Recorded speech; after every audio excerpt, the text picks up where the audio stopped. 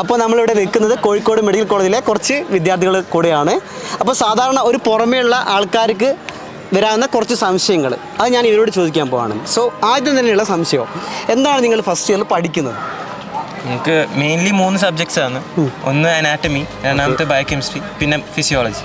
Okay, ഇത് നിങ്ങൾ plus ടുവിൽ റിപ്പീറ്റ് ചെയ്തപ്പോൾ പഠിച്ചിട്ടുള്ള ഫിസിക്സ്, കെമിസ്ട്രി, ബയോളജി ഇതുമായിട്ട് എന്തെങ്കിലുമൊക്കെ ബന്ധമുണ്ടോ? ഇതിന് പ്ലസ് ടുവിന് പഠിച്ച കുറച്ച് കാര്യങ്ങളൊക്കെ ഇതിനകത്ത് വരുന്നുണ്ട്. പക്ഷേ അനാറ്റമി എന്ന് പറഞ്ഞ സബ്ജക്റ്റ് എൻറ്റയർലി ഡിഫറെൻ്റ് ആണ്, പുതിയൊരു സബ്ജക്റ്റാണത്. ഞങ്ങൾ മെജോറിറ്റി ആൾക്കാർക്കും ടഫസ്റ്റ് ആയിട്ടുള്ളത് അനാറ്റമി തന്നെയാണ്, കാരണം കുറേ പുതിയ ടേംസ് ഒക്കെ അതിനകത്ത് പഠിക്കുന്നുണ്ട്.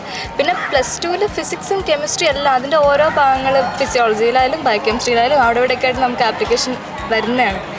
അപ്പോൾ പ്ലസ് ടുവിലുള്ളതും അതിലധികമായി കുറേ കൂടി നമുക്ക് ഇവിടുന്ന് പഠിക്കാനുണ്ട് ഫസ്റ്റ് ഇയർ തന്നെ.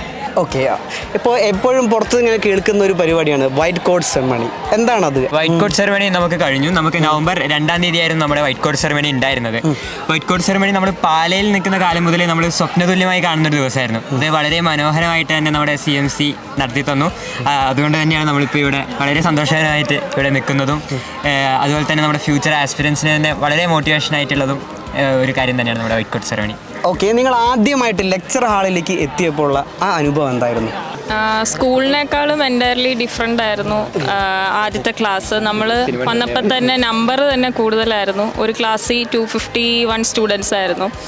അപ്പം കുറേ പേരെ ഇപ്പോഴും പരിചയപ്പെട്ട് കഴിഞ്ഞിട്ടില്ല, ഇനിയും പരിചയപ്പെടാനുണ്ട്. പിന്നെ ക്ലാസ്സസൊക്കെ നന്നായിട്ട് പോകുന്നു, നല്ല എക്സ്പീരിയൻസ് ആണ്. ബെർലിൻ്റെ ക്യാമ്പസിൽ തന്നെ പഠിച്ച ഒരുപാട് സീനിയേഴ്സും നിങ്ങൾ കണ്ടിട്ടുണ്ടാവും, അപ്പം അവരെ കുറിച്ച് ഒരു വാക്ക്. സീനിയേഴ്സ് നമ്മൾ വിചാരിക്കും ഇവിടെ വന്ന റാഗിങ് ഒക്കെ ആയിരിക്കുന്നു, പക്ഷെ അങ്ങനെയല്ല. നമുക്കിവിടെ സീനിയേഴ്സ് ഉള്ളതുകൊണ്ടാണ് നമ്മുടെ ഫസ്റ്റ് ഇയർ സ്മൂത്തായിട്ട് പോകുന്നത്. ഫസ്റ്റ് ഓഫ് ഓൾ കാരണം ഇവിടെ തന്നെ ഒരുപാട് ഗ്രൂപ്പ്സൊക്കെ അവർ ക്രിയേറ്റ് ചെയ്യുന്നുണ്ട്. അക്കാഡമിക് ക്ലബ് എന്ന് പറഞ്ഞിട്ട് ഒരുപാട് ഗ്രൂപ്പൊക്കെ ഉണ്ട്.